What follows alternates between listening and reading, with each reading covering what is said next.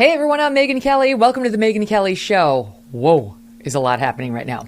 Christopher Rufo is going to be here in a minute with details of his latest crusade against Disney, a fight he's winning, if you hadn't noticed. Their stock's down again today. Rufo was first on our show back in February 2021, and his success in matters we hold near and dear to our hearts here has been enormous ever since. Not saying we're the cause, just coincidentally, those two things both happened. But first, President Biden, just a little over 24 hours after reassuring the American public that fighting inflation is his top priority, not to worry, got just a bit more frank when talking at a high-priced DNC fundraiser when no cameras were there, admitting that the problem of inflation is, quote, gonna scare the living hell out of everybody. No doubt right now, it may be scaring the living hell out of you. It's a scary time in general as we watch massive stock market sell-offs over the past few days. Even Amazon losing 30% of its value over the past month. Amazon. And an alarming baby formula shortage in America. You've heard us reference it. I'm sure you've heard it referenced elsewhere. It's getting not enough coverage in the mainstream. But we're going to talk about it in just a bit with Bethany Mandel, who's been doing reporting on this. Okay, so cryptocurrencies is the lead. They saw a $200 billion loss, $200 billion erased in a single day amid warnings of a so-called crypto winter. What does that mean for you and me? And what does it mean for the stock market at large? Here to help us sort through all of that, Eric Bolling, host of The Balance on Newsmax. Eric, so good to have you here today. These are scary headlines. What are we to make of it? Put it in perspective. Wow. Well, yeah, thanks for having me, Megyn. Crypto. Okay, so I started getting involved in crypto around 2016, 2017. So it was kind of that dark world, the dark web. It was a place where drug dealers got involved, and people were doing illicit things and sending money back and forth. As it got a little bit more mainstream, it became a lot more used, a lot more invested in. Over the last 3 years or so, it really went mainstream. Goldman Sachs has crypto. You can go to Morgan Stanley and do these funds that have crypto tied to them. So it went mainstream. But the problem in the meantime is it's still it's still in its infancy. So things, markets, brands have these life cycles, and they grow and they mature, and then they kind of die out. I mean, there's so many going on. The crypto is in its very, very infancy. So by nature of that, infants are volatile, are they not? Young kids are unpredictable. They're volatile. And that's what we're experiencing right now. I'm pretty sure this isn't going to be the end of crypto. I'm not selling any of my crypto. I'm staying with my crypto. I'm not buying anymore. But I do believe that what this is, and for the vast majority of the last 5 years, if stocks were going higher, crypto wasn't. It was kind of flat. When stocks started to falter, people said, I have all this extra cash. I'm selling my stock. I'm taking the money out of the volatile stock market. Where am I going to go? I'm going to play this crypto market a little bit. And so it went up because it was lightly played. It was in its infancy. So moving of cash from stock market into crypto had that opposite effect. Stocks went down, crypto went up. As it matured, as it got bigger, as it went from maybe an infant to a toddler to a young teen, people realized that the crypto market had the same effects, had the same risks and rewards that the more volatile part of the stock market, the NASDAQ, it was actually tracking the NASDAQ for the better part of a year and a half. If you're not deeply involved in Wall Street, the tech stocks, Amazon, Netflix, Tesla, Apple, Facebook, these are tech heavy. These are tech stocks. They make their money in technology and in selling technology and selling ads on technology, have been obliterated. You want to talk about a bloodbath? There's a bloodbath happening on Wall Street in the technology stocks. And of course, because it's crypto, they've been tied to it. It's been going down as well. I'm not a doom and gloom guy. I think I've been doing this for 35 years. Every time the world falls apart and it's going to be the end of the world, it's not. It absolutely is actually the time you should continue to do what you've always been doing. And in the long run, it's always worked out. It's literally always worked out since the beginning of markets in America. Okay, that's good. That's good to remember. And I also want to remind the audience that Eric made his fortune, which is far greater than you may know, on Wall Street. So, before you got to Fox News and Fox Business and now Newsmax, that's where you were making your day-to-day living and doing very, very well at it. So you know of what you speak. So can you just expand on that? Because the big headline is what's happening with crypto, but you're linking it now to the tech stocks, which is an equally large headline. I mean, Amazon has lost 30% of its value, and Tesla's way down, which has some people wondering whether Elon Musk still is going to have the money to buy Twitter because it's all related. So those two things are linked. Which is the bigger concern? For understanding, we feel it'll all work out eventually. Which is the bigger concern right now? So here's how this whole thing has played out over the last, I guess, 4 months or so. Inflation is absolutely ripping the face off of people's budgets. The family budget is just eating it. A $40 fill-up is now $90. Everything's going up, and it's all tied to energy. They don't get it. The whole thing about the Biden administration could solve the inflation problem if they just did energy. I spent 20 years in the energy business. I know exactly what every single thing that you look around, wherever you are, your apartment, your home, your work, your office, if you look around, every single thing that you see will have an energy component to it. So if they just solve the energy problem, oil is $105 a barrel in the US. It's $110 a barrel overseas. They just need to fix that. And there's ways to do that. We've heard them all. They're all true. Bring oil prices down. Everything comes down, and you'll be able to find baby formula. You'll find baby formula, but because Joe Biden and the Democrats don't want to do that. They don't want to drill. It's against the progressive mentality, the Green New Deal. They just will not tick off the progressive wing of the party, so they won't do the things it'll take to bring inflation down. So the Fed has to come in and say, okay, so energy policy is not going to change. We need to find a way to tame inflation. And the only way to do that is to raise interest rates. When you raise interest rates, it costs people a lot more money to borrow, to invest in things, and they stop investing in things. Investing in things is what got the inflation thing ball rolling and really rolling. Home prices went up, rents went up, stocks went up. Everything was going up because people had more money to spend. Well, when you make it harder, when people don't have as much money to spend, inflation tamps down. So inflation goes down. Problem is, when you do that, when you raise interest rates, you also take the legs out of a little bit more risky stock market plays, which are the NASDAQ, the tech stocks, the Amazon, the Apple, the Facebook, Google, all of those. A lot of people borrow money and then go invest in those stocks. Those are the riskier stock market plays. And so that basically took the wind out of the sails of the tech sector. And then crypto, like I said, for the past year and a half, for some reason, for whatever reason, crypto has been following the tech stocks, and it followed it down and actually followed it worse. There are also a couple of, there were two headlines over the last couple of days that really spooked the crypto market. One, Coinbase is the biggest crypto exchange in the world, and it's also a publicly traded company. It went public about a year ago. Coinbase said that if they go bankrupt and boom, blow people's minds, I got money in Coinbase, it's where my account is held. Boom, they go bankrupt, blow my mind, but I might not be able to get my money back. So it freaked people out. They're like, sell everything I have, move my money back into stock, into my bank. And so there's a lot of that going on. I'm telling you, I've done this for a long, long time.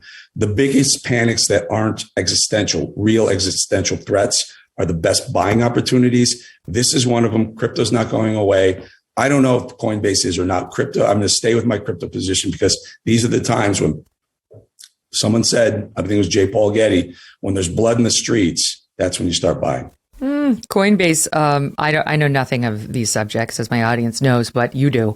And my team gives me the proper information before I go to air.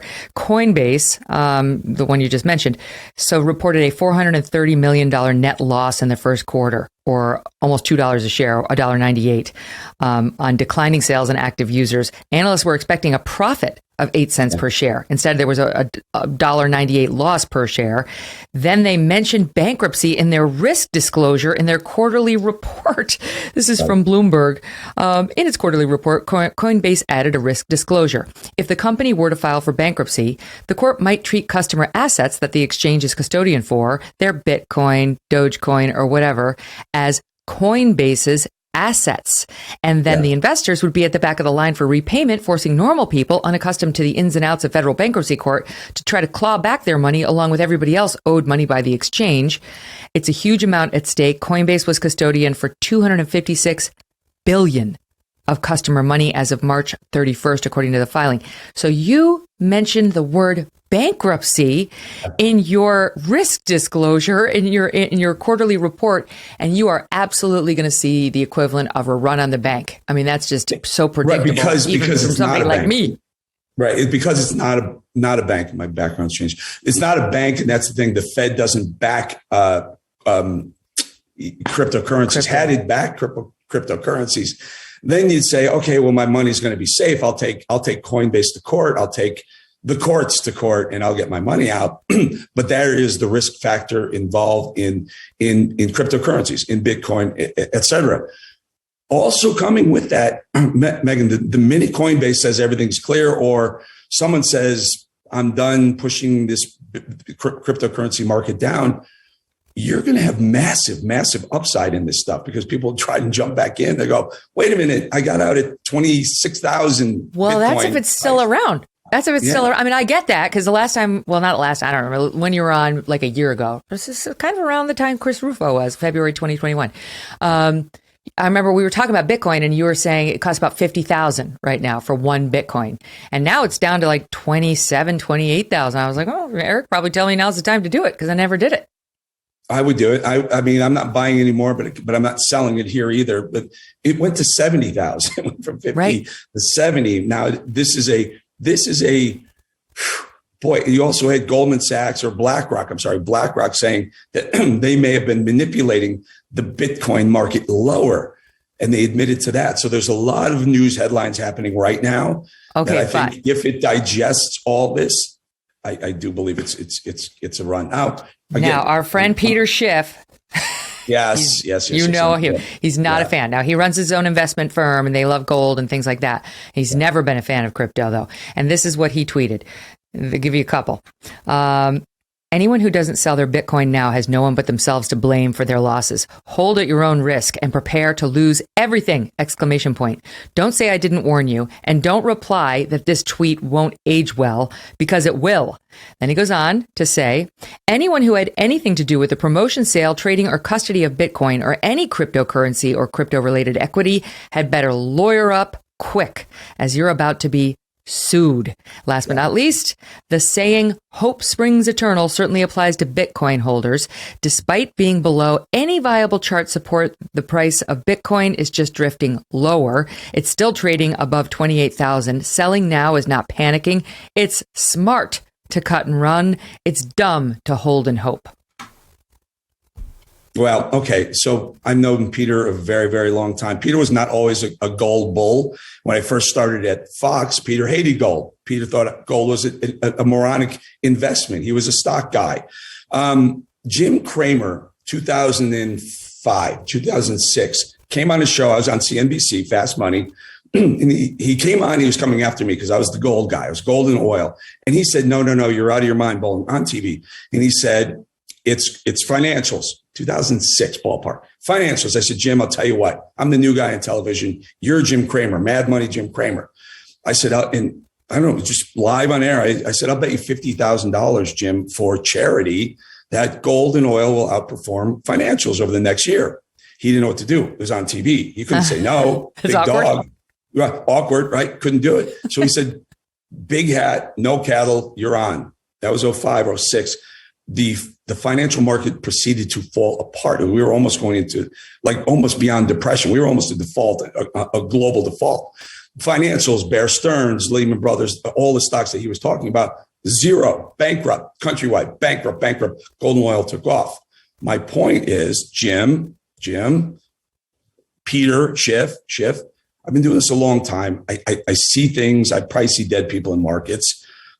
This is not the end of Bitcoin. And I will, however we do it on air, on your podcast, Megyn, I'll bet Schiff anything he wants to bet, dinner, embarrass me. He's got to run around the building in his underwear if he's wrong, or I do, that whatever today's price is a year from now, it'll be substantially higher, not lower. All right. No one needs to see that. That's Correct. That's not necessary. But maybe we'll bring him your offer because he comes on the show and he may be into it. All right. Can I ask you about Terra? And is Terra the same thing as Luna? Because they're saying the subreddit Terra Luna was inundated with several posts of investors noting their losses, some saying that they could lose their houses or had lost their life savings. It's now got a suicide hotline pinned to the top of the forum for investors. I don't understand what Terra/Luna is, but that one looks particularly bad. I think there are a lot of them. Megyn, what happened was, and this is a really odd thing. So I spent some time in Boca, and I have a house, but the 2 doors down, there's a guy with this incredible house. He's got it's probably a $7-8 million house. He's probably has $5 million in cars in his driveway. I'm like, what the heck does this guy do?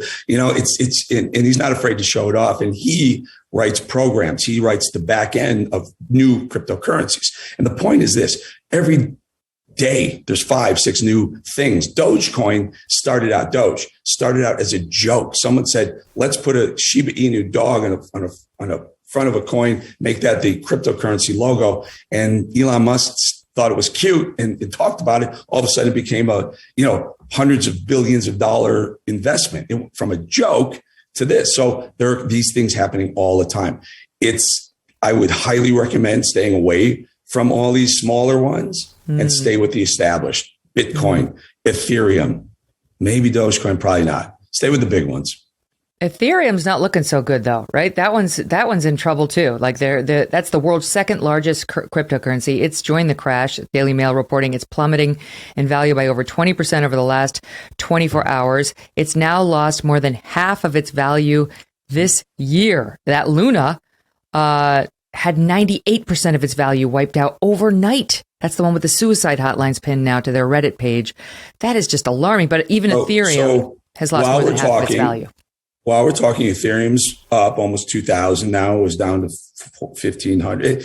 Bitcoin's up to almost 30,000 again. These things are super volatile. So that's your power. That's the power of Eric Bolling on Sirius XM Live. Well, it's probably not that, but it just, I need to highlight that to look at anything. What's it doing today? You talk about Amazon. Amazon, 2,150, 2,100 today.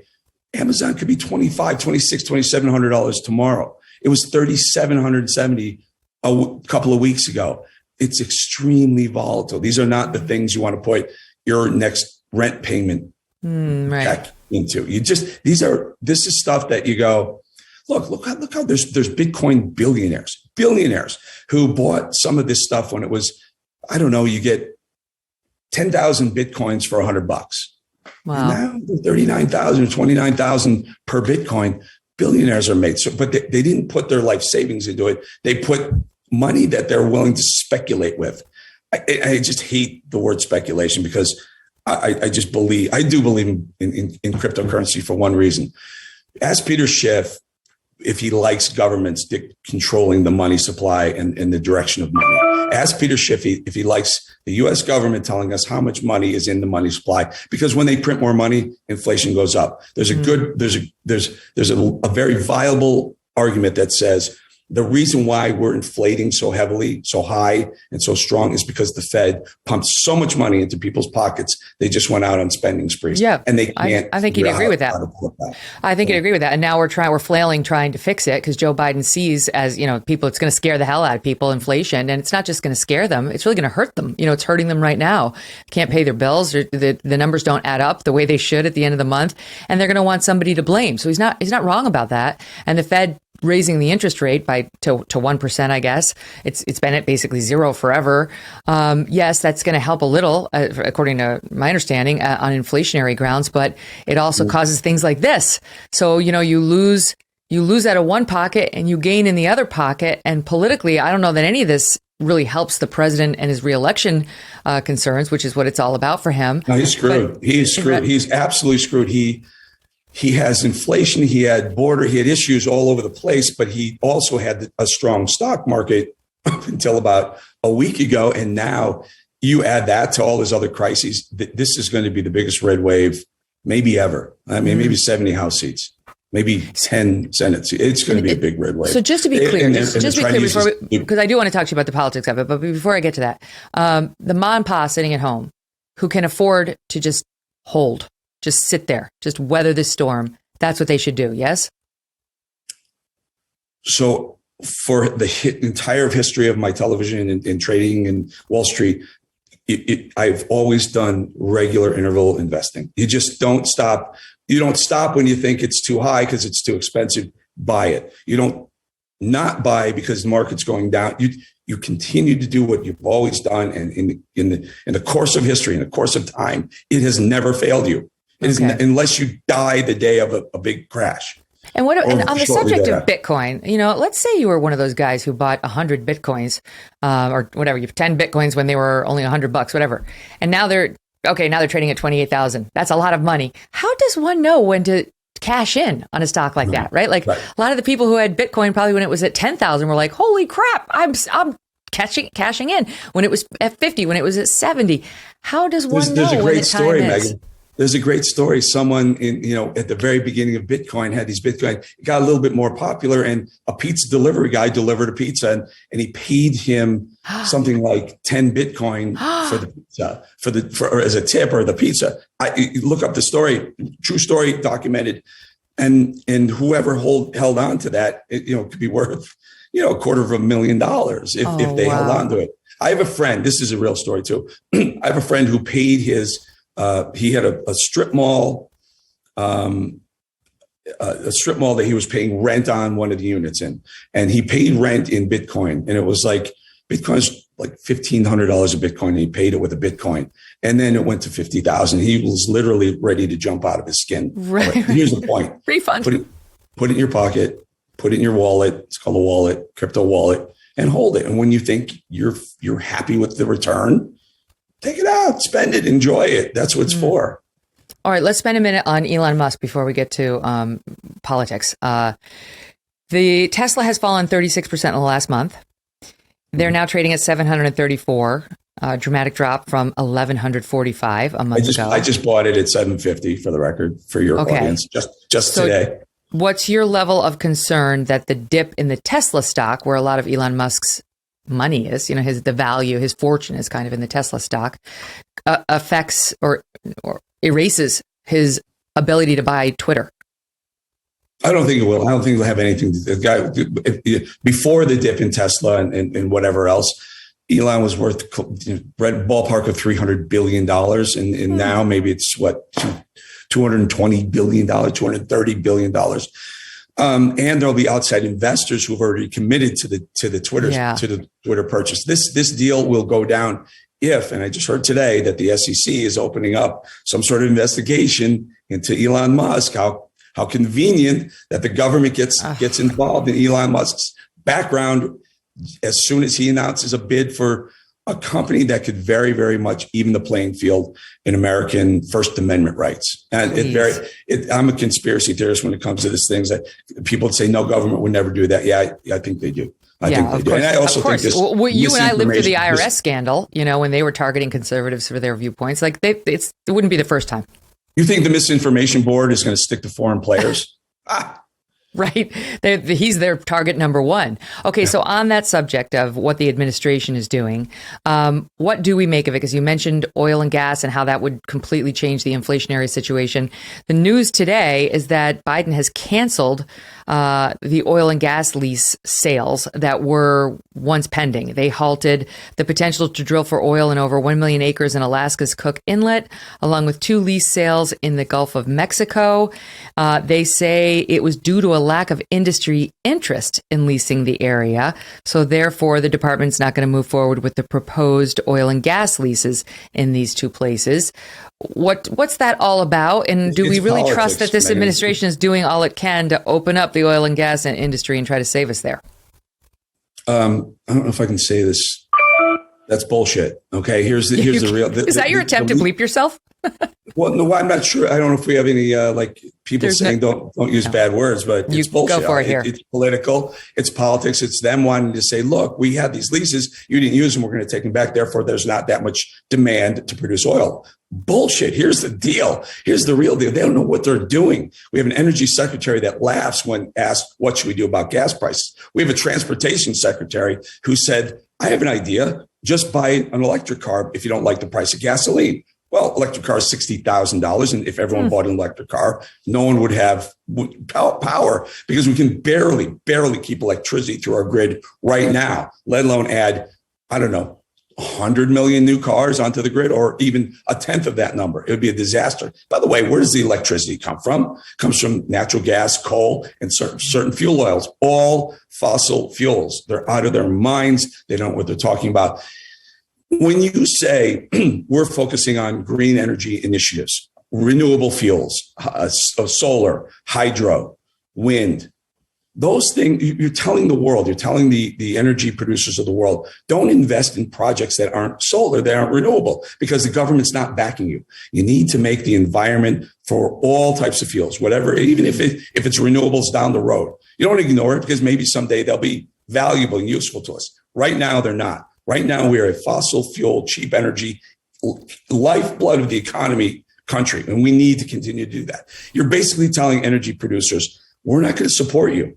And therefore, any of your initiatives it's not a friendly business environment for fossil fuel energy producers, which, by the way, have 9 million high-paying jobs under their belt. It's just the wrong message you're sending to the people who say, it's a lot of money. It costs hundreds, if not billions of dollars to drop a drill bit into the ocean to pull natural gas out of the ocean.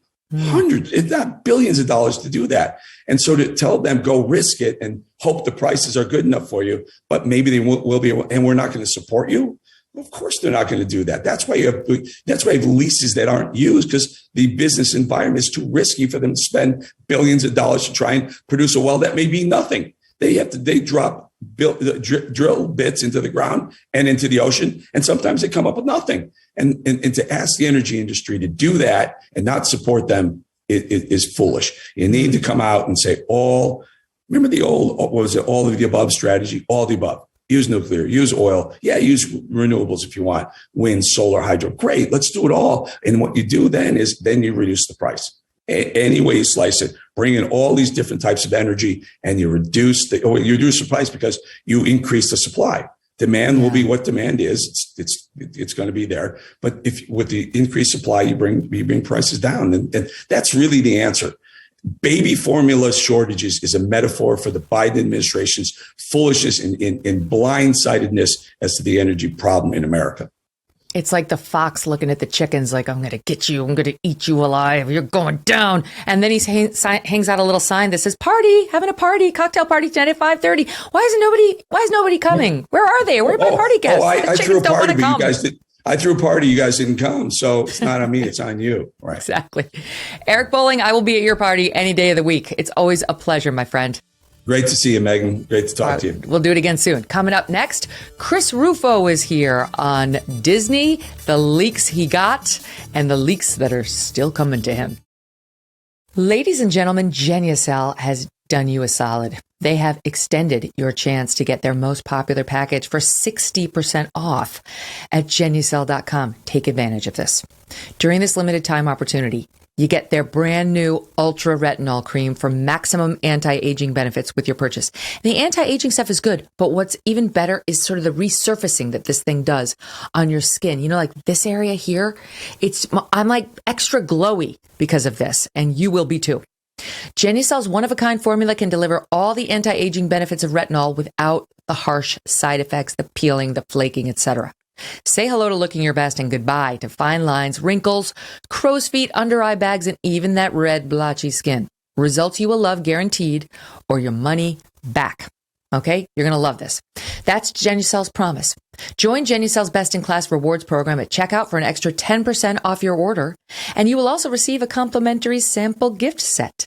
Go to Genucel.com/MK60 now for up to 60% off world-class skin care. And right now, their popular package includes an extra Genucel product free. Go to Genucel.com/MK60 to find out what it is. GENUCEL.com/MK60, Genucel.com/MK60. Welcome back to the Megyn Kelly Show. My next guest is one of the biggest names in the anti-woke movement, leading the charge against schools and against Disney. Chris Rufo is now a senior fellow at the Manhattan Institute and contributing editor for City Journal. Chris, so good to have you back on. How are you? Very well. It's good to be with you again. Good. Okay, so much to go over. Boy, you've been busy since we last spoke, and it's been wonderful to watch, I have to say. I saw you got the full New York Times treatment, which is good for you for even, talking to them, but you knew how that was going to go. They're not fans, but they are spreading the name Chris Rufo and how to reach you to all potential whistleblowers out there, which is who contacts you. That's how you found out about Disney, which is as good a place to start as any. Disney Corporation.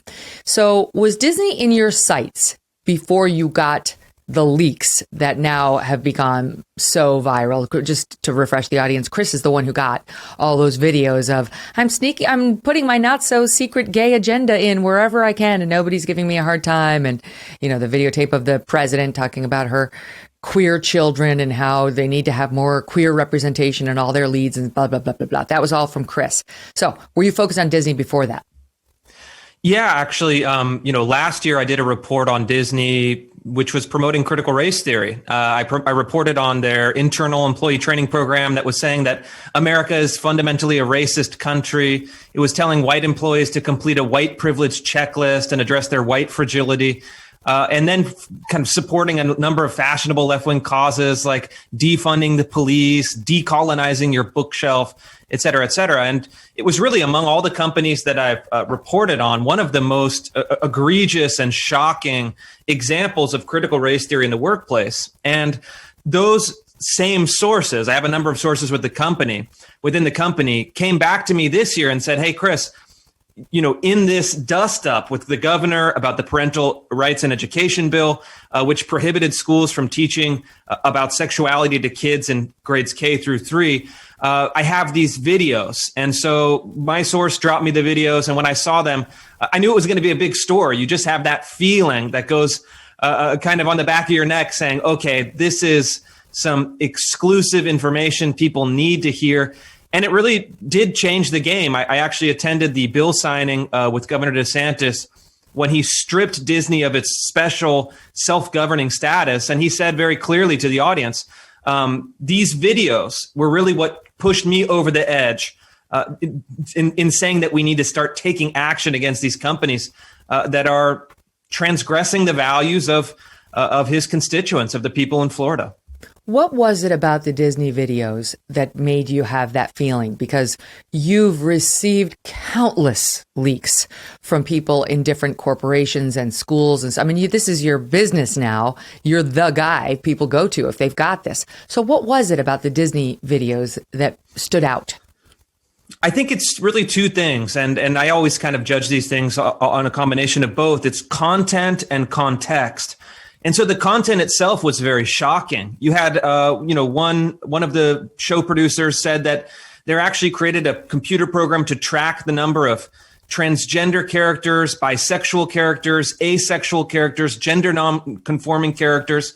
They're actually tracking this as far as data, kind of embedding this in programming targeting kids as young as 2 years old. And then you have other employees very brazenly saying, we're following this kind of radical left-wing gender ideology. They banned the word boys and girls in all of the theme parks, preferring kind of gender-neutral pronouns and descriptors. And then they're supporting, for example, transgender surgeries for the employees of Disney's, for the children of Disney employees, and so on and so forth. And so the content itself was, I think, quite shocking and very relevant to this debate that we're having. And then also the context is, go ahead, sorry. Is this political fight. So you have a very high intensity political fight. It's really the first time conservatives have really stepped up and pushed back against these woke corporations led by the governor of Florida. And so I knew that there was the explosive context of this political fight and this content that would really set it off to the next level. And so when you have those two things, you know you have a good story, something fun is going to happen. And it's like part of, I don't know whether Disney did this specifically, but I know it's overused, but gaslit so many times by people on the left telling us this stuff isn't happening. They haven't gone woke. They're not pushing critical race theory. There's no radical trans ideology being shoved down the throats of America or on our children. And we know it's not true. We've lived it. We saw it during Zooms in the pandemic, and yet they continue to lie right to our faces. So it is extraordinary to have it, at the highest levels, within Disney, on camera, all right there in black and white.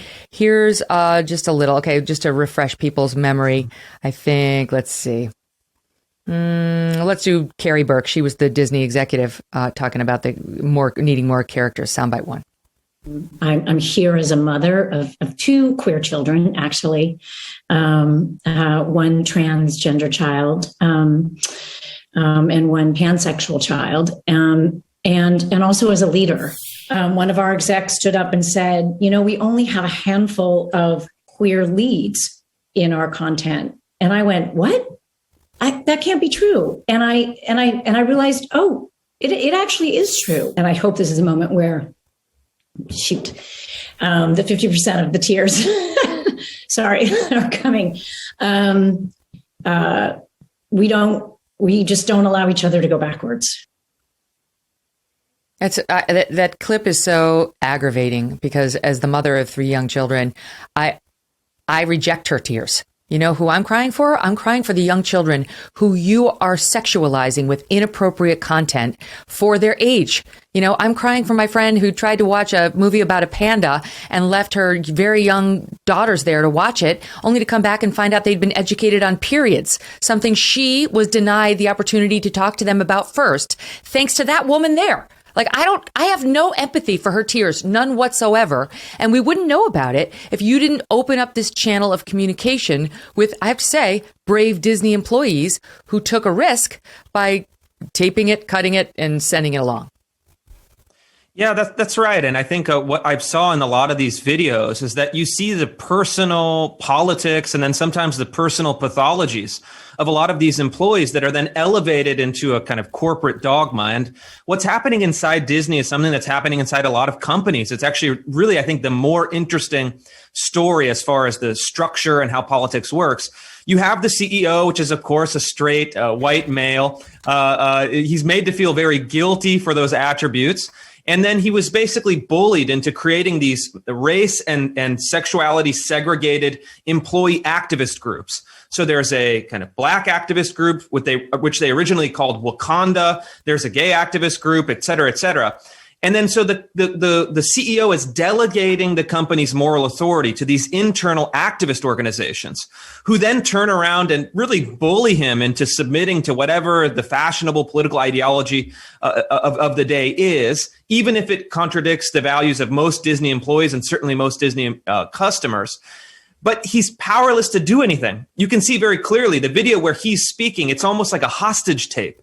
It's really a remarkable document how corporate leaders have delegated their moral authority to these activist groups, and then they're really at their mercy. And so whatever kind of theory, which would seem maybe appropriate or at least expected in a gender studies class at Vassar College, is now driving programming decisions targeting kids as young as 2 years old. And so companies are in this bind. How do they push back against the radical ideological elements within their own corporate culture? And will there be a price to pay if they do not? And I think what's been gratifying with this reporting and then the activism that I've done around Disney is that it is making a difference. You've noticed that Disney, which was all in on teaching gender ideology to kindergartners, has been silent on Roe versus Wade. And they've really been silent on this controversy ever since it really turned public opinion against them.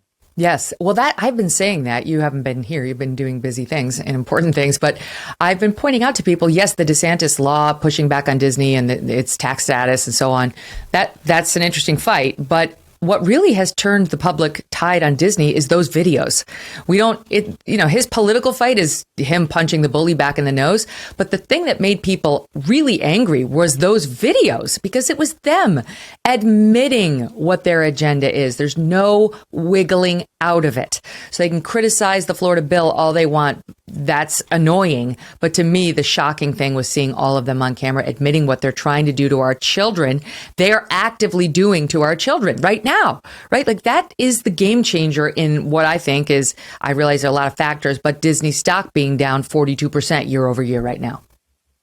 Yeah, I mean, I think that's certainly true, but I actually think that both are really important. And, what I did, I actually used some of my journalism to launch an activist campaign at dropdisney.com, encouraging conservative Disney customers to cancel their Disney Plus subscriptions and pledge to kind of stop doing business with the company. We've had thousands of people sign up.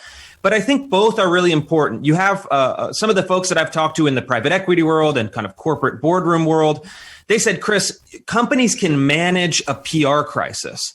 But when it starts to hit their bottom line, when it starts to hit their tax and regulatory treatment, that's when the members of the board start putting pressure on the CEO.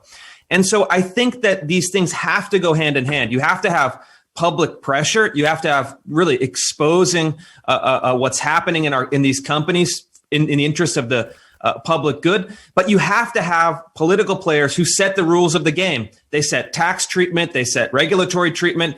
They set really those kind of hard black and white issues as far as the company's bottom line. You have to have that as well. And I think that when those two things come together, when you have both the public and also the political pressure, we're going to see big changes. And in fact, PR executives have been advising companies on this Roe versus Wade story to now stay silent. If the Disney stuff had not happened, I think we'd be in a very different world. And so conservatives need to get tough. They need to get strong. They need to really understand how to not just complain about woke capital, not just point out double standards, but to actually push back using real political and economic power to change the incentives in which executives operate and to change the rules of the game. I would like to believe you are right about that. Believe me, I'd like to believe that's why they issued that advisory on Roe versus Wade, which I've also read, that went out from a big PR firm to a bunch of corporations. But I don't believe it, because I think you can't put abortion in the woke bucket. Abortion's an issue that's been around forever. Everyone knows how divisive it is. They know that it's not 50-50, but it's a very divisive issue. You've got millions of Americans on each side. So any PR firm would probably have said, not a good idea to weigh in on that one. Don't touch that. That's the third rail. But wokeism is styled. You know this better than anyone. Part of your genius in running these campaigns has been your inherent knowledge of marketing techniques and how messaging matters. And you've been using it against these people in a very effective way. But wokeism has been sold very effectively to corporate America as a matter of sort of good and evil, being on the side of the angels or the devil. Like either you're for marginalized, vulnerable teens wrestling with their gender ideology, or you're not. Either you're for equal rights for Black people, which is how they style their race essentialism, or you're not. Right? So it's like a much harder sell to tell them not to touch that stuff. There's definitely some truth to that. And I think that what we have to do on those issues is really create our own language to describe it that's more accurate than these euphemisms. And then also to start hammering away at these specifics. And look, I talk to a lot of people in these companies. They say it's not a majority opinion, but we're bullied into agreement or at least bullied into silence. Because as you say, it's presented as these very kind of unopposable. Well, you must be against diversity. You must be against inclusion. We have to get beyond that language. That language is really a falsification. It's kind of masking some political ideology in euphemism or soft language. And then we have to expose what's really happening. And I think the other thing we have to do as well, the same kind of principle applies with Disney, is disincentivize companies for pursuing these kind of policies. And a lot of the so-called diversity and inclusion business, which by the last measurement is now an $8 billion annual business for corporations, is based on a lot of precedent, a lot of legal requirements, a lot of liability concerns. And so we can simultaneously expose it as far as media generating public pressure against it, exposing the falsifications of language, et cetera. But also start to look at those HR policies, EEOC policies, all of the different legal mechanisms that have incentivized this bureaucracy over time. Now, how much of a problem is it that, and forgive me because this is a stereotype, but I would say in general, conservatives aren't really the marching kind. Other than on abortion, where they do the pro-life march every year, they're kind of like going to church and they're going to work and they're living their lives and they're not running around judging other people's behavior and they're not marchers. And I think a lot of liberals, that's true of too. It's these far left, weird, woke, progressive types who have small little lives, who find meaning in canceling people who they think have misstepped their own values. Those are the ones, and they're very motivated. So how big a challenge is it for you trying to organize on the other side? Activism can be defeated with more activism is sort of the Chris Rufo way, like get loud, cancel your subscription, make a phone call. There are millions of people on the non-woke side, way more than there are on the woke side. How much of a problem is that for you? Well, the political reality is that politics is almost always a competition between highly motivated factions. So small groups of people that have high levels of motivation, that have high levels of strategic sophistication, that can serve as political entrepreneurs by bringing new ideas, new policies, new coalitions into the public sphere, and then motivating those kind of more weakly held partisans to the cause. And so what we need, I think, first and foremost, is a very clear and a very, very explicit and unapologetic political right that can start to tackle these issues, to make space for those more moderate people to start filling it out. You're not going to expect people to show up by the millions. But what we did, for example, with critical race theory is we provided people with the information, we provided people with the language, and we provided people with a sense of the stakes. And then you had hundreds of thousands of people in thousands of school districts across the country showing up to say, we don't want this in the curriculum. There's no reason that we can't motivate that same coalition, because what's happening is that it's not just, that's happening in the universities, we can ignore that, it doesn't affect us. This is affecting people in their everyday life, in their workplace, in their kids' school, in their churches, in their local communities. And so as it starts to put pressure on people, and especially as it starts to really start to make inroads with their kids, you're going to see people who were maybe kind of inactive or just passive start to get very active very quickly. And so that's what we're really going for. That's the coalition we're trying to build. And it's been really a stunning success with very little infrastructure, very little money, very little support. It's really true, the way you just put it. You wake up on Sunday, you go to church, there's going to be a strong chance you're going to hear some sort of woke ideology foisted on you. You wake up on Monday, you take your kid to school, your kid's going to get it foisted on them at school. You go to sports after school, increasingly good chance your daughter is going to have to run against a biological boy who's decided he wants to run with the girls and win blue ribbons. You come home, you relax with a Disney film, you have this ideology shoved on you there, never mind anything on Netflix, etc. You can't escape it. So and I think for too long now we've felt it, but it hasn't been like identifiable clearly as like this strain of wokeism being forced on us by a small minority whose values the rest of us don't share. So now shining a light, sunlight being the best disinfectant, that's part of it. And then trying to mobilize angry people, the vast majority in the country who don't want this, people of all political stripes, people of all races, people of all genders, to fight back is sort of where you're focusing your energies. Schools in particular, which is where we're going to pick it up next. That's Chris's next big mission. Chris Rufo stays with us over this break. Much more to go. Don't forget, the Megyn Kelly Show is available as an audio podcast on Apple, Spotify, Pandora, Stitcher, or wherever you get your podcasts. You can leave me a comment over there on Apple. I will read it. I read them all. Yes, I'm reading the ones asking me to watch the new Dinesh D'Souza movie. And let me just say, I'm way ahead of you, and so is my team. When you're there, subscribing to our podcast, you will see our archives. More than 315 shows, including episode 59. The first time Chris Rufo was on, it was a great profile of him and his background. Highly recommend. Are the high fuel costs putting a damper on your summer vacation plans? From higher prices at the pump to a jump in airfare, it's getting more expensive to get away for a week. But what if you could soak up those vacation vibes year round? Get a Michael Phelps swim spa by Master Spas and you can. Whether you want to stay close to home this summer or you just want to extend your break, a Michael Phelps swim spa by Master Spas can transform your backyard into an oasis. It combines the benefits of a pool with the therapy of a hot tub. Michael Phelps swim spas by Master Spas have a water current so you can swim. You can do laps in this, if you want it to be, a tiny pool, right? You're kind of in place doing laps. You don't need an Olympic-sized lap pool. You can do aquatic exercises. You can have fun with the family, all of it. This is going to reinvent your family time. You'll love it. Your family and friends will too. Michael Phelps swim spas by Master Spas come in a variety of sizes to complement almost any yard, even if it's a small one. And since it is heated, you can use it year-round in any climate. Michael Phelps swim spas are 100% made in the good old US of A by Master Spas, the world's largest swim spa manufacturer. Go to masterspas.com, put in the promo code MK to save $1,000 on a Michael Phelps swim spa or $500 on a Master Spas hot tub. That's masterspas.com, promo code MK.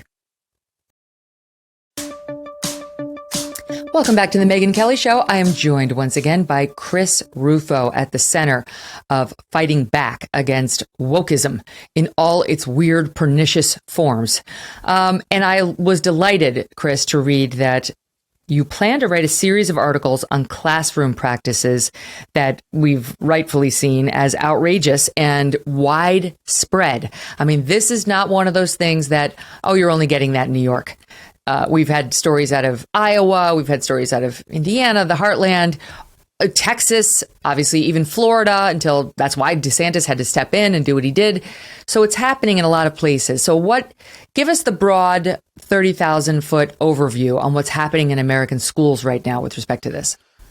Yeah, well, I think, what I'm looking at, and it's just kind of an ongoing series, I just started it, is to take that same system of reporting, that same style of reporting as I did with critical race theory, but now taking a look at gender ideology. And surprise, surprise, they go really hand in hand. A lot of the districts that have been promoting CRT are also promoting this gender theory in grades as young as pre-kindergarten and kindergarten.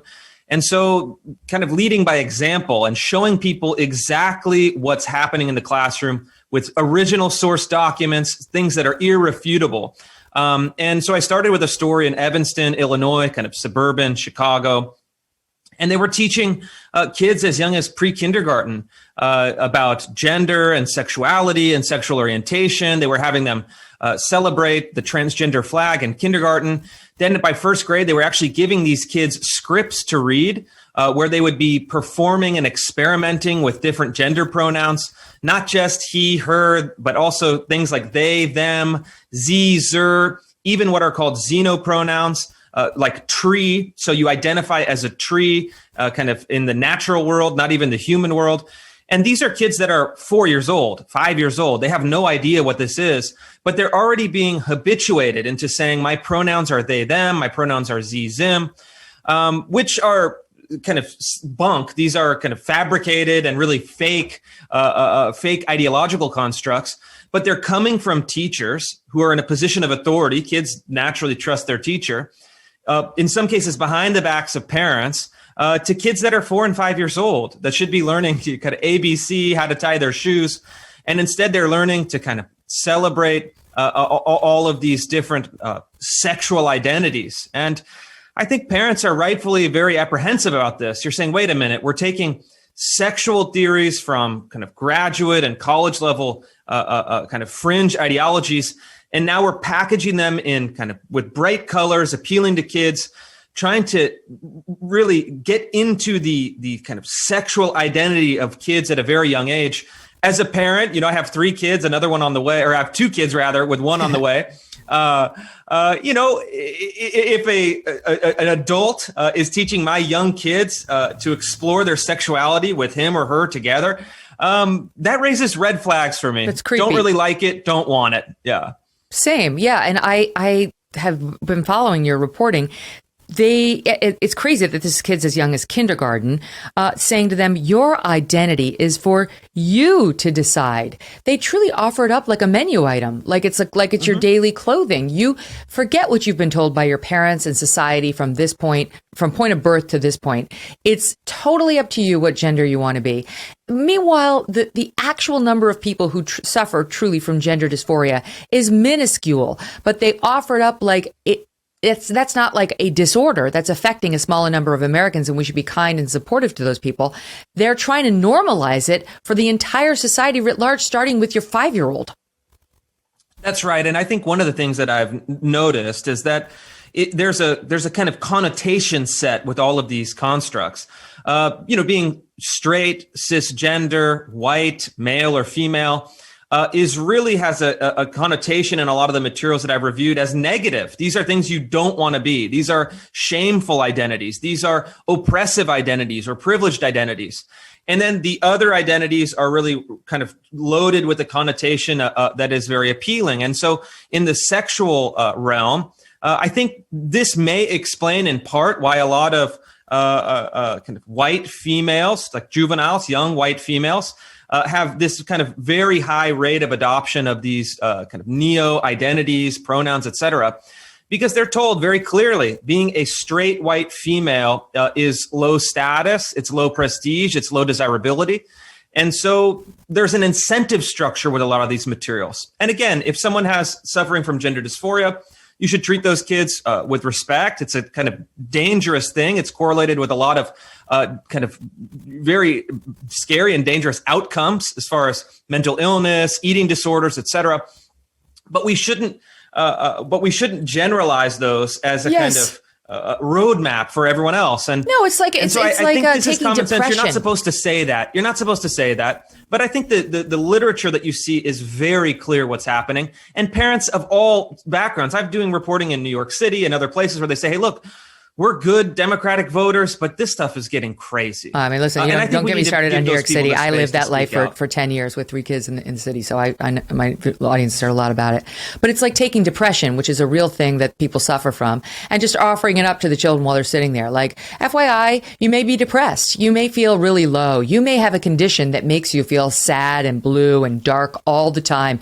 You're not alone. A lot of people are sad and blue and dark. And it's just this negative reinforcement to the child. Like, no, humans sometimes feel down. Sometimes they feel up. That's called being normal. It doesn't mean you're a depressive. Same as a child who, for play over at the sort of acting booth in the first grade, a boy might want to put on a dress. It doesn't mean he's transgender. A little girl like me may want to wear only pants and cowboy outfits. It didn't make me a boy. It made me maybe a tomboy, but I'm all woman, trust me, and I didn't need anybody pushing me to cross over. Your reporting on Evanston is eye-opening because that is the Midwest. It's outside of Chicago, a liberal city, but that's Midwest values. And I've got friends there who don't think this kind of thing is happening there. And you've got the slides. Okay, so we pulled some of what you're reporting. This is for 3rd graders from Chris Rufo's reporting. It says to them, think about the year 2021, 100 years from now. Write a letter or draw a poster to the future generation in the year 2021 with what you hope the world will look like. Things to think about may include LGBTQ plus equity, racial equity, and other ideas that connected to equity that are important to you. How do you hope the world is for people in the future? We're showing this slide on the board for the YouTube audience. Then they have an example for the children, just in case it wasn't on the nose enough. This is their example to 3rd graders. For example, you could write something like this. Dear future human in 21, my name is Jay, and my pronouns are they, them, theirs. I am 9 years old. Right now, it's the year 2021, and we're in the middle of the COVID pandemic, blah, blah, blah, going on about how unfair society is. Some people think they're better than others. They're afraid to stand up for what's right. And of course, they get into gender, skin color, and religion. So there it is, black and white. And then to kick it off, they've got the Billy Porter shot from one of the awards ceremony. This is an actor who went in a dress. It's like a huge dress on the bottom, ball gown, and a tuxedo on the top. And Billy Porter is used as an example for the children on how gender is how someone feels inside. We may perceive someone's gender by how they look, but we cannot know for sure. Very important that our 8-year-olds see Billy Porter as an example of that, Chris. Yeah, I mean, a lot of the images that they include are kind of little boys in dresses, et cetera. And so, there are real situations, can't minimize it, that where kids are suffering from dysphoria, kids are trying to deal with this. And again, those kids should be treated with respect. They should be given all the dignity and protections and responsibility and care of any other kid. But this is something very different. This is a kind of ideological and activist campaign. And one of the things that I'm noticed, and I'm kind of putting it as a working hypothesis, but trying to see if I'm right or wrong in the actual reporting, the actual empirical evidence, is that you have a lot of, in the past, subcultures. You have teenage subcultures. Teenagers are always rebelling. I think, depending on what generation you are, you had goth, you had punk, you had a kind of emo. You had different things that dealt kind of either explicitly or implicitly with gender and sexuality, et cetera. But they were always led by and contained by the youth culture themselves. What's different about this? What's different about the kind of non-binary, they, them, et cetera? It's being driven by adults. It's being institutionalized in the curriculum and in extracurricular clubs that are being managed by adults as a youth subculture. It's very weird. I mean, it's very weird to have adults managing and encouraging a highly sexualized youth subculture. And so I think that there's something very interesting there that I'm trying to pick apart and understand in my reporting, is how much of this is driven by a genuine or maybe even a passing fad. Kind of kids are always rebelling and exploring different identities in that adolescent stage. And how much of this is being engineered by adults who are using the institutions, in many cases public institutions and public dollars, to engineer this sexual identity or sexuality based on a political ideology. Because again, queer theory, for example, is not really about gender or identity or individual sexuality. It's at heart a political identity with a political program. And so I reject this idea that being critical in looking at these programs is somehow being opposed to LGBTQ kids or gay adults. It's nothing of the kind. It's a disagreement with this political ideology that is using, in many cases, these kids as a human shield to say, you can't oppose anything we're doing because you're against trans kids. I reject that. I think most people see through it. And that's how I'm going to be dealing with this issue in my reporting to come. Okay, so we just got a statement from the school who's reporting, who on which you were reporting, District 65 in Evanston in Illinois. They write, thanks for reaching out. In District, I'm not going to read this very long, but here's the statement in part. In District 65, we believe strongly in creating inclusive, welcoming environments where every child can feel safe, valued, and has the support and encouragement to reach their full potential. You get the trigger words, right? Safe, right? How's it safe for somebody who's totally secure in their gender identity to be offered repeatedly the notion that it's fluid, that it could change on a dime, that they might reconsider it? They go on to say, throughout our LGBTQ equity unit of study, educators in pre-K through 8th grade students broadened their understanding of identity of self and others, allyship, family structures, vocabulary, gender expression, stereotypes, colors on the intersectional pride flag, and history. This includes state of Illinois requirements for public schools across the state to include the roles and contributions of LGBTQ people in its curriculum. So they're saying, don't blame us, blame the state, but we love it. During the month of April, each grade level engaged in a developmentally and age-appropriate selection of these topics, blah, blah, blah. This is the 3rd year we've done it. We believe the lessons center the academic and social emotional needs of the children. They build community, and so on. What do you make of it? I mean, it's all lies. It's all falsified language. It's all Orwell in all of the language. So first of all, safe. They say safe because they say, if you disagree with us, you're going to be putting children at risk of violence or death or suicide, etc. Again, using these truly vulnerable kids as symbols and then as almost human shields to defend their political ideology. Inclusive of whom? It's not inclusive of conservative Christians. It's not inclusive of maybe Muslims. Or it's not inclusive of a whole range of different people who make up a significant portion of the student population and student family population, even in a place like Evanston. It's exclusive of their ideas, but this kind of repressive inclusivity, again, is a kind of linguistic tell. And then they say things like developmentally and age appropriate. Those are pseudoscientific words. it gives you a sense of that some experts in pedagogy and child development have vetted this material very seriously, very scientifically. They've put it through their formulas and decided that this is age and appropriate. Clearly not. I mean, clearly the reaction against it suggests that most parents don't think it's age appropriate or developmentally appropriate. I think encouraging first graders to identify as a tree as their sexual and gender identity is pseudoscientific. It's fake, and it's not developmentally appropriate or age appropriate. It's totally bunk. And so throughout all of this, you get this gauzy language that is supposed to lull you to sleep. It's supposed to activate your shame kind of emotional functions or emotional response, and then shut you up. They're saying, no, if you oppose this, you're a very bad person. And parents are getting smart to this. I think 5 years ago, even 2-3 years ago, it would have really cowed most people into silence. It's not cowing people anymore. We're going to break through this language. We're going to break through this ideology. We're going to break through this smokescreen and get to the heart of the question, which is a political question. What should public schools be transmitting as the system of values from one generation to the next? What do parents and voters want in their public schools as far as curriculum? And then how can we then expose and then, if voters desire, break up the bureaucracies and kind of adult-led institutions that are the transmission belt for the ideologies of critical race theory and gender ideology? That's the real question that exists below this thin layer of euphemistic and falsified language. You mentioned the tree gender. We had Dr. Deborah So on the program, and she was talking about how some believe in moon gender. You only know what gender you are when the moon is out. Libs of TikTok, the one and only, put out a video yesterday showing some woman talking about how she's cake gender, C-A-K-E, cake gender. You're cake gender if you're sort of light and fluffy and sweet.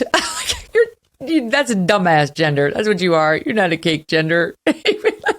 And there's a certain sense where this could be harmless teenage rebellion. I mean, every generation has their own expression. This might be an expression. So when you see statistics like 20 to 40% of adolescents identify as queer or non-binary or gender non-conforming, one way of looking at it is say, this is kind of a fad. You can see the chart. It's, boom, and then it's going to go back down as the next thing takes hold.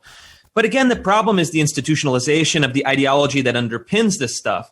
That stuff is happening everywhere. And the adults behind it are very sophisticated. They're saying, we're going to institutionalize this in extracurricular clubs and activities and curriculum. We're going to specifically try to keep parents in the dark about it. And this is very weird. Again, when you have adults that are very politically motivated to explore the sexuality of other people's children using their power and authority as leaders or teachers in a public school system, this should raise red flags.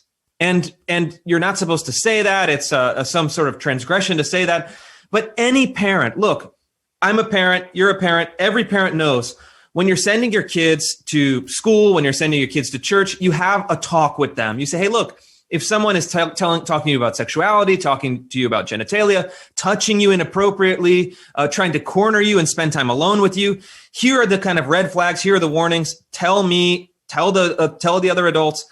This is the conversation that you have to have as a prudent parent. But we're now being told that itself is kind of a phobic response, or you're accusing people of being up to no good. No, this is a normal parent response. And when you see institutions deliberately sexualizing and targeting your kids with this kind of ideology, doing so without notifying or without having your participation as a parent, this is crazy. We should have no shame and no fear in saying, hit the pause button. Let's figure out what's going on. And let's make sure we're protecting our kids from being sexualized by the government. Again, being sexualized by the government as early as pre-kindergarten. It's so true, Chris. You don't get to have secrets with my child from me. My kid is there because I placed him there or her there. They're there by my decision. I essentially am employing you and creating this relationship, and I don't get excluded. If anybody's going to get excluded, it's you, weird teacher, who wants to talk about this inappropriate content with my 8-year-old. It's outrageous when you frame it properly, which is your gift. That's right. And then, and I mean, and just really think about it. Think about it as just an adult person.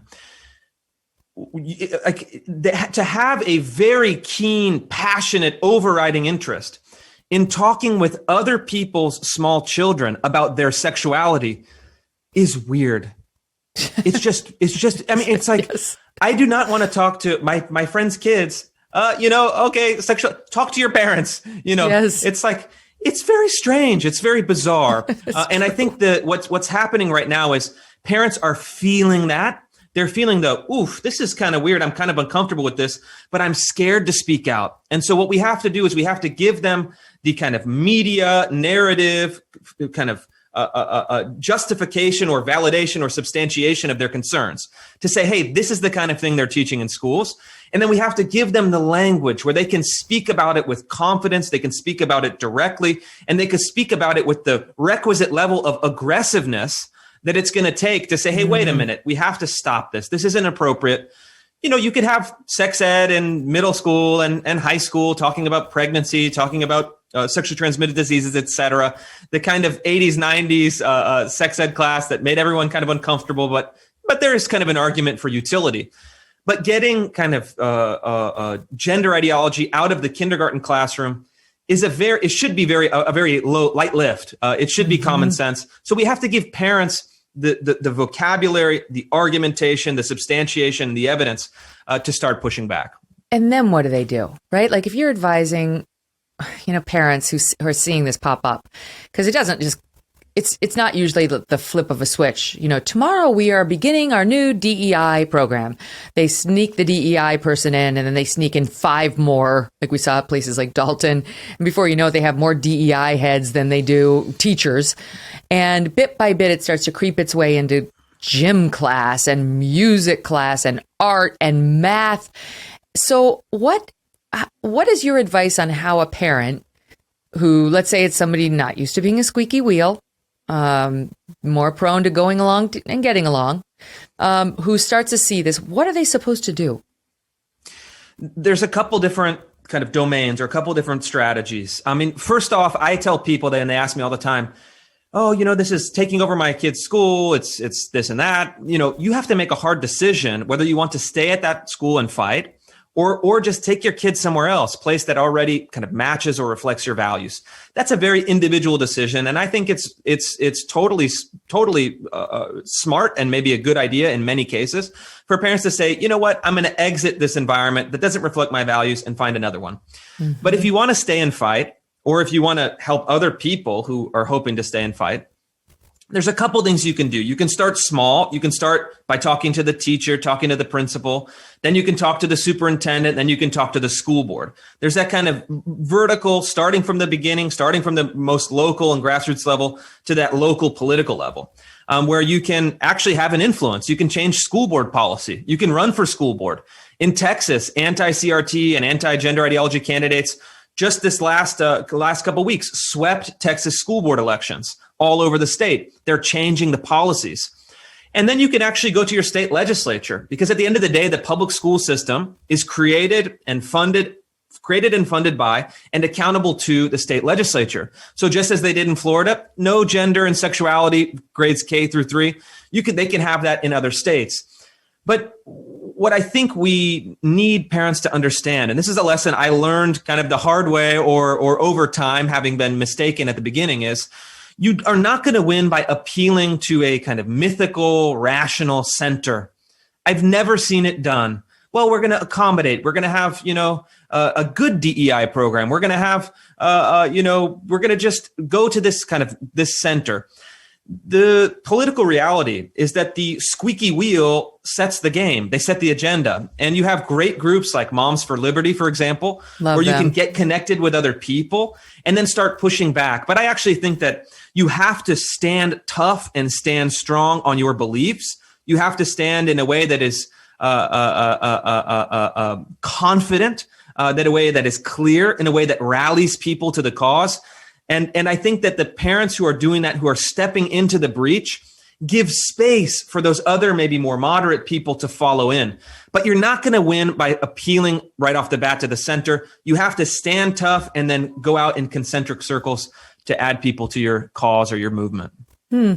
That's a very interesting notion. I agree. You can't like when dealing with the woke, at least you can't negotiate with them. I agree with John McWhorter. It's pointless. He followed a similar path to the one you just outlined, where he sort of thought they could be bargained with and now has realized no. And he wrote the book Woke Racism, which is, was number one on the New York Times bestselling list for a long time. Anyway, but I think it's near impossible to go to a school in today's day and age and say, I object to your DEI program. I mean, one of the things I like about FAIR, Foundation Against Intolerance and Racism, on which I'm on the advisory board, is they at least give you an alternative that you can offer to your school. Like if you feel you must do this, here are some sane alternatives that don't look anything like Robin DiAngelo's prescription for our K through 12 students. But you think that's not the way? No, I disagree. Yeah, I think that is it's just a fundamentally failing strategy, because what it does is it legitimizes the frame of the opposition. It legitimizes their institutional structure. It legitimizes their bureaucratic authority, and it legitimizes the background concepts that they use in order to achieve power and push their ideology. And so if you accept the entire background frame of your opposition, you're never going to be able to exit that frame. And so you can't legitimize their ideology and legitimize their bureaucratic power. Because in every kind of revolution, if we consider this as a cultural revolution, a revolution succeeds when it attaches ideology to administrative power. That's what they're doing with DEI. And I think that you really can't succeed if you legitimize that. You're going to fail more slowly or fail more gently, but ultimately it's a failing gambit. I think what we're seeing that needs to happen, and I'm working on this from a policy matter, is to abolish departments of DEI and replace them with departments of perhaps EMC, equality, merit, and colorblindness, that are based on entirely different set of values, an entirely different set of policies that can be passed at the school board level, that can be passed at the state level, can be passed as an executive order at the governor or presidential level, to say we're not going to legitimize the concepts of DEI. We're going to pursue the concepts of equality, equal treatment of individuals regardless of race or identity, merit, the idea that we should be striving for and prioritizing individual excellence, and that the most talented students we can cultivate to kind of rise to the top, regardless of their background, regardless of their socioeconomic status, race, et cetera. And then colorblindness. All of our policies should be based on colorblind principles. This is the basic 14th Amendment. So saying that we're going to have policies of admission, policies of student treatment, policies of discipline, policies across the board that have to adhere to pure colorblind principles. And so when you can take that, then you have a truly alternative framework. But by saying we're going to have DEI light, I just don't see it succeeding. Oh, I think that's fascinating. You're giving me a lot to think about. Now, wait, this is important.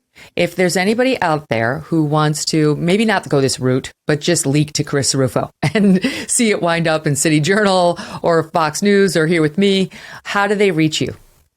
Yeah, I have a tip line. It's at chrisrufo@protonmail.com. That's Chris, RUFO, at protonmail.com. My team checks it every day. So if you have documents, videos, slides, anything that would fall under these kind of categories, send them my way. I'll be happy to keep you anonymous. Just have to kind of vet the sources for authenticity, but I always protect my sources because, look, people are scared. People feel like they can't put their name on it. They can't speak out. So I'm the kind of conduit. I'm the voice for so many people who can't speak out themselves.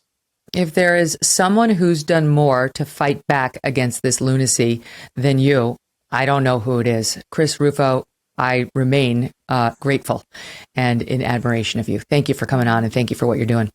Thank you. Coming up, we are going to take a dive into the growing baby formula shortage. How bad is it? How did it happen? And is there any plan to deal with it? When Bethany Mandel rejoins the program. Are you tired of feeling like someone's always watching you on the internet?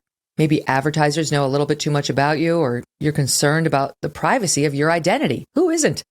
Using incognito mode will not solve the problem either. IPVanish VPN is here to help you They will protect your right to privacy and help you stay anonymous online. IPVanish helps you safely browse the internet without exposing all your private details to third parties. You can use IPVanish on your computer, tablet, phone, even devices like your Fire Stick when you're streaming media. When you use IPVanish, all of your data is encrypted. IPVanish makes you virtually invisible online. It's that simple. IPVanish is offering an incredible 70% off their yearly plan. Think about that. 70% off their yearly plan for our listeners with a 30-day money-back guarantee. That is like getting 9 months for free. IPVanish is super easy to use. All you have to do is tap one button and you are instantly protected. Take your privacy back today with the brand rated 4.6 out of 5 on Trustpilot. Go to ipvanish.com/Megyn and use that promo code Megyn to claim your 70% savings. ipvanish.com/Megyn. Welcome back to the Megyn Kelly Show. Terrifying time right now for parents across the country. Many, in fact, cannot find baby formula to buy on store shelves. My next guest says, if you thought parents were mad about not being able to send their kids to school during the pandemic, you just wait for the anger of parents unable to even feed their babies. Bethany Mandel is a mom of 5 and editor of the children's book series, Heroes of Liberty, which I highly recommend. Their May edition will be about Rush Limbaugh. We read them to our kids and they love them. Bethany, great to see you again. How you doing? Hi, thank you so much for having me. All right, let's start at the beginning. How did it happen? What's causing it? Yeah, so it's sort of a mega storm of things that all sort of came together and created this super problem. So we have the supply chain issues. A supply chain is affecting everything under the sun, and in sort of weird ways. It turns out that, when you shut down the economy, it has like this wave of consequences. 46% of our supply of formula in this country comes from China. So when you don't have ships leaving China and you're having a hard time unloading ships here, that has consequences for our supply. But in January, an Abbott plant, Sturgis plant in Michigan, was shut down because a whistleblower came forward and said, it's actually interesting and important to note that the whistleblower came forward in October. And the FDA didn't interview that person until December. And then the plant was shut down in January when 2 babies died after consuming the formula that was produced there. And so what did the whistleblower say? The whistleblower said that there were a lot of cleanliness issues in the plant, standing water. It wasn't safe. And then a bacterial infection allegedly got into the canisters of formula that parents were feeding their babies, and 2 babies died and multiple babies were hospitalized. And so at that point, the FDA shuts it down. That was in January. Here we are in the middle of May, and the plant, there's a Daily Mail story 2 days ago saying, like, we're ready to open. We want to reopen. The FDA is giving us no date. They're giving us no metrics, nothing. We are chomping at the bit. And the problem with that plant being closed is that it was the number 1 producer of formula that was specialized for babies who have milk allergies or soy allergies. So the situation is extremely dire for families who can't just switch from formula to formula. They really need the specific kind that they use. And so I'm seeing a lot of people sort of downplay what's going on right now, saying like, I just went to my local Target and I saw some on the shelf, and it's like, great.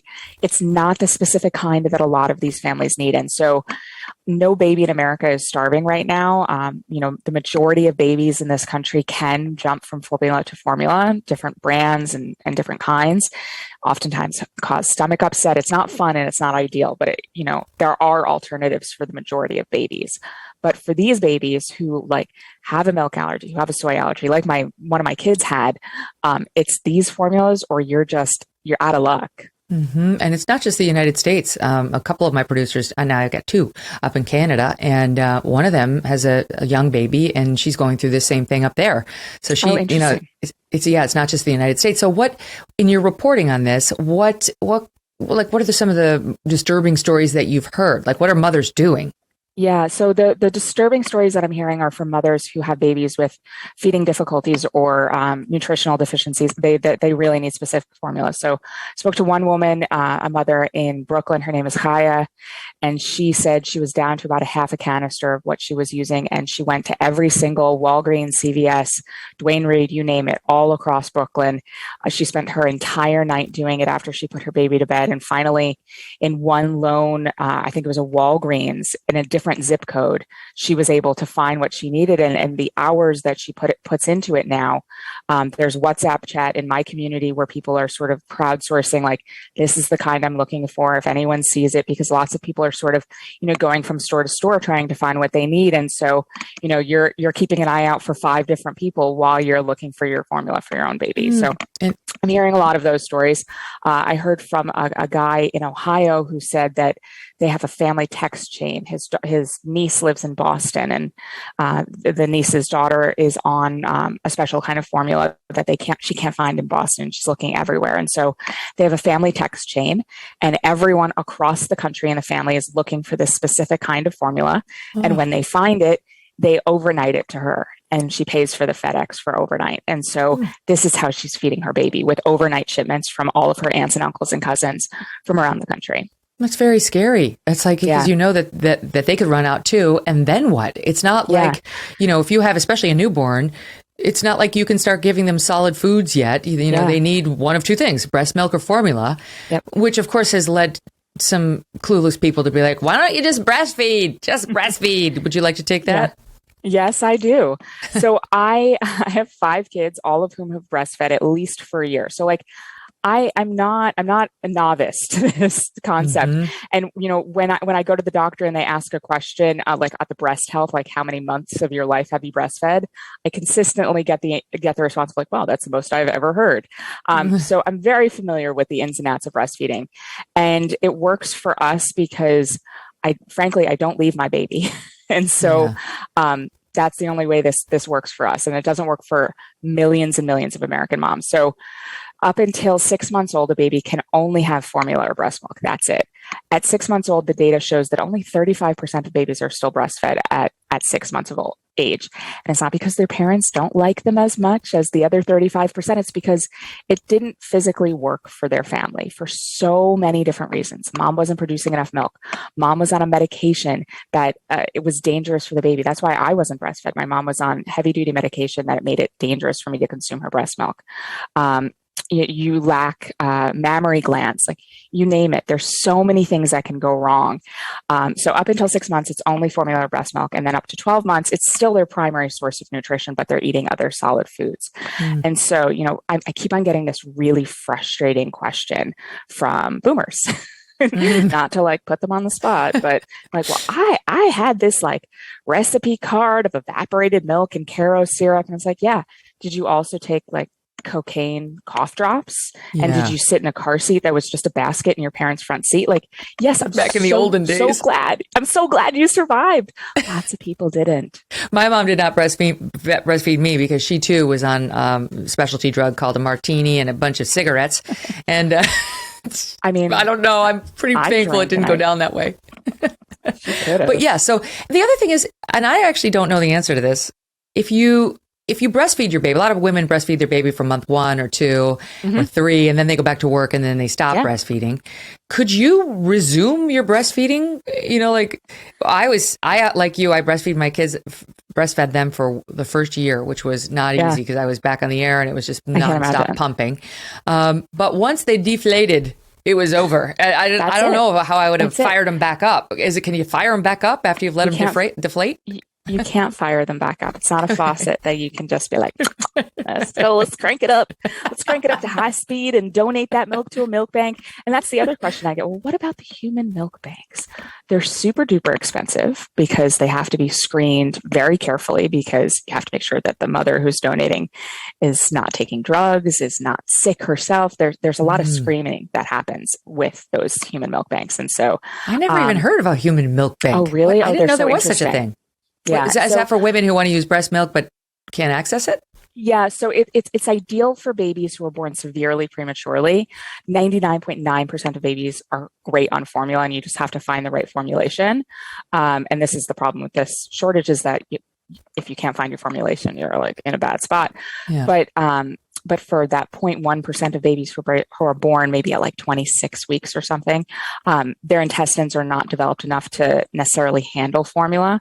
And, their mother has almost always gone through a real serious physical trauma if they're delivering a baby that early. And so they need to feed that baby something, and formula is not often the right thing to feed them at that moment. And so that's when human milk donation really is critically important and life-saving in that. That's fascinating.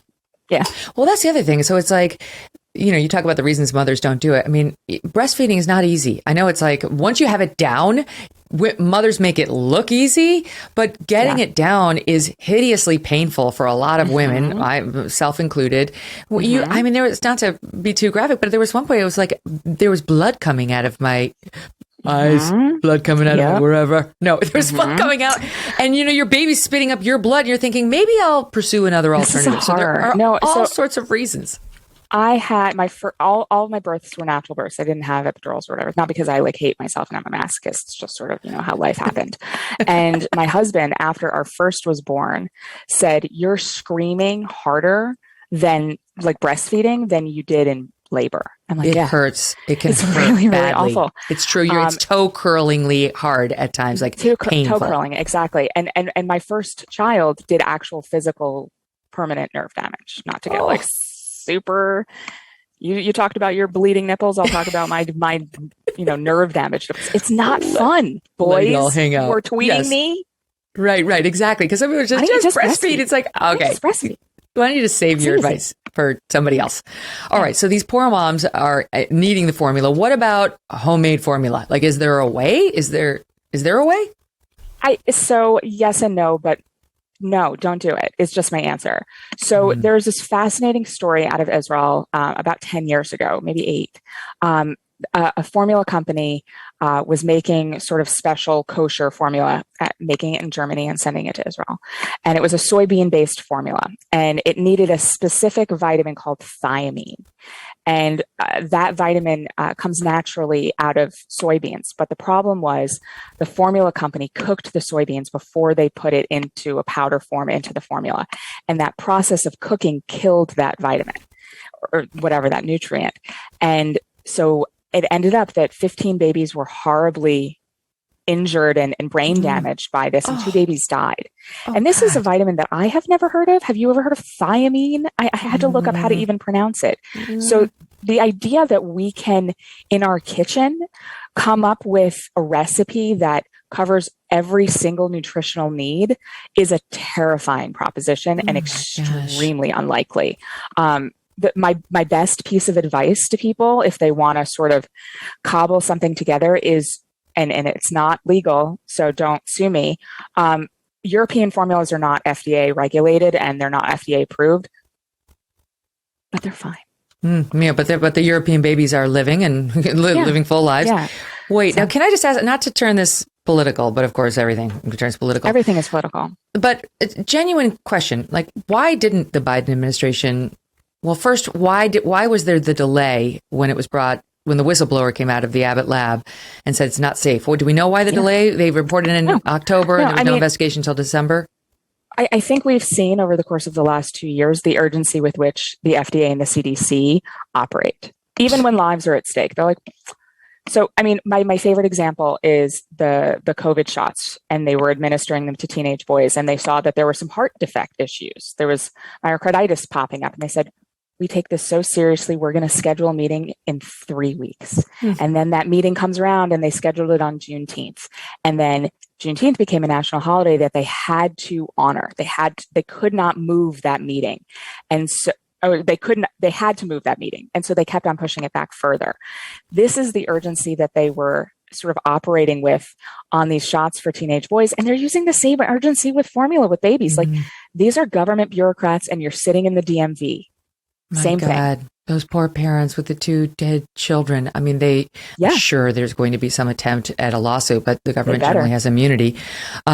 So wait, why like, why, when they shut down Abbott Labs for that period of time, when it comes to formula, genuinely, like, why didn't somebody say, this is going to lead to a big problem? This is a massive manufacturer. And I don't, what percentage of the baby formula do they produce? It's some huge percentage of the American supply. So I don't have the number off the top of my head, but it's the biggest domestic supplier and the only domestic supplier of these specialty formulas. So I mean, this is why didn't somebody see this coming? Like, that's pretty on the nose.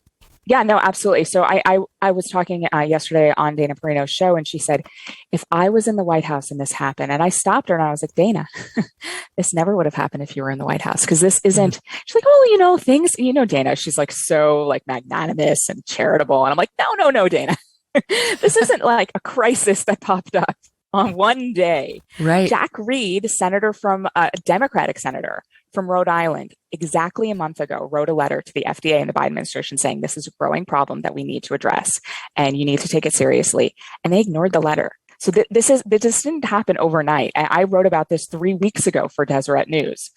This is not a secret. I mean, like, the number of things that they have been prioritizing is kind of horrifying when you think about it. Maybe they could spend some time talking to their disinformation minister about this. I mean, because they had time to create. Mrs. What did they call her? The singing.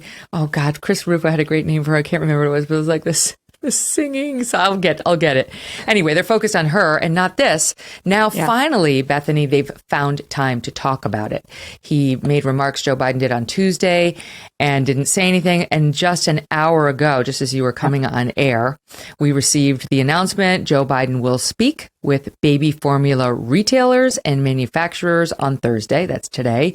He will receive an update on efforts to make infant formula supply more available to American families. The meeting will take place virtually. Later Thursday, the White House is expected to announce additional actions that the feds will take to solve the problem. None of this is going to be available to the press. So that's convenient. Yeah. We're just going to have to take their word for what's gone down. Yeah, no questions and no accountability. Nothing. And one wonders whether, even at this point, what can Joe Biden, does anyone have faith that Joe Biden can fix it? Does he even know what's going on? Right. Genuinely. Does he know? Yeah, I don't know. I mean, the incoming press secretary was asked, who's the point person on this? And her answer was, I'll get back to you. I'm not sure. Yeah. That's true. That's actually a very good imitation of what went down there. Yeah, there is no point person on this. So got the disinformation czar, check. Baby formula czar, while babies have died and we've had massive problems. So fun. So what happens when you have a whole bunch of childless millennials running the White House with an 8-year-old at the helm? So here's my question for now. Is this affecting certain states more than others? Like, is this a regional problem, or is it in all 50? It's on all 50, but it's definitely worse in the middle of the country. If you look at the map of, which states are down to 50% or less, it's a stripe right down the middle, pretty much. It's a lot of the Midwest. It's a lot of Texas. They're in the worst spot for sure. Well, I had you on not long ago. We talked about how annoying the masks were and all the mandatory vaccines and all that. I've got to run this by you before I let you go. Not long ago, I went to see Company on Broadway. It was okay. I loved my own company at the play more than I love the actual play. But Patti LuPone is in it. She's Broadway royalty. And Patti LuPone decided to have an argument with an audience member who didn't wear a mask. Here's a soundbite of it. I just had to ask you about this. Soundbite 10. Put your mask over your nose. That's why you're in the theater. That is the rule. If you don't want to follow the rule, get the fuck out! Who do you think you are? That Do not is... respect the people that are sitting around you. You pay my salary. Bullshit. Chris Harper pays my salary. Excuse me. Who do you think you are? Do we have... Just put your mask over your nose. My God, what a bitch. Your thoughts? So, first of all, I don't understand why anyone would sign up to go to a Broadway show in a mask. I don't get it. I don't do anything in a mask anymore. Yeah. I just won't, except for like the pediatrician, which I have no choice. Right. They make you. Yeah. But this is like a power hungry, people need more therapy in their lives. They need to take a Valium and like just I want her to know, because if you go to a Broadway show, or at least it was when I went a couple months ago, like the masked Nazis are truly walking up and down the aisles with a "wear your mask, wear your mask," and then coming to you like pull it up over your nose. This person did have a mask on; it just wasn't totally over the nose. And I want Patti LuPone to know that when I sat and I watched her perform in company, and she was awesome, my mask was below my nose the entire time, and we all lived. So take that, troublemaker. I love it. Bethany, always a pleasure. Thank you so much. And we'll follow up on what the Biden plan is on all of this and your thoughts on it soon. Great to see you. You too. Okay, so my team reminded me of Nina Jankowicz, the disinformation czar, what Chris Rufo calls her. He says, "We will never be silenced, and certainly not by this show tune tyrant." That's what I want to call it from now on, the show tune tyrant. That's amazing. Want to tell you that tomorrow we're going to shift gears a little bit, and we're going to help everybody out. Want to get that body ready for summer? Who doesn't? We've got you covered. Just listen to tomorrow's show to lose 10 pounds by Memorial Day, or maybe the middle of June. Okay. In the meantime, download the show on Apple, Pandora, Spotify, and Stitcher. Go ahead and leave me a comment and a 5-star review. Go to YouTube to check us out visually. And thanks everyone for tuning in.